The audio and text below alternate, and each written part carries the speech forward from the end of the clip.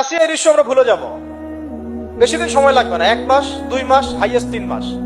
এর আগেও বহু ইস্যু আমরা এসেছে ভুলে গেছি, একটার পর একটা এসেছে, একটার পর একটা ভুলে গেছি আমরা, এবং যাবো ভবিষ্যতে। লিখে নেন আপনারা, এই বাচ্চার কথা কেউ মনে রাখবে না, এই বাচ্চাটার কথা কেউ মনে রাখবে না। 3 মাস পরে, 6 মাস পরে, 1 বছর পরে আরো নতুন ইস্যু আসবে, আরো নতুন পাপ হবে, আরো বড় বড় ঘটনা ঘটবে। এরপরে মানুষ এই বাচ্চাটাকে ভুলে যাবে। এই বাচ্চাটা কি তার মৃত্যু যন্ত্রণা ভুলতে পারবে? তার সম্মানহানি ভুলতে পারবে? তার পিতামাতাকে ভুলতে পারবে? এখন প্রশ্ন হচ্ছে, তার পিতাকেও যদি আমরা জিজ্ঞাসা করি, ইসলামে রেপের শাস্তি হচ্ছে মৃত্যুদণ্ড, আর ব্যভিচারের শাস্তি হচ্ছে অর্ধেক কোমর পর্যন্ত পুঁতে পাথর নিক্ষেপ করে হত্যা করা, এবং বিবাহিত ব্যক্তি হলে এই শাস্তি, অবিবাহিত হলে 100 বেত্রাঘাত, 1 বছরের নির্বাসন এবং সমাজ থেকে বয়কট করা, আর ধর্ষণ হলে সরাসরি মৃত্যুদণ্ড। 3 মাস সময় লাগার কথা না, 3 দিনের মধ্যেই করা সম্ভব।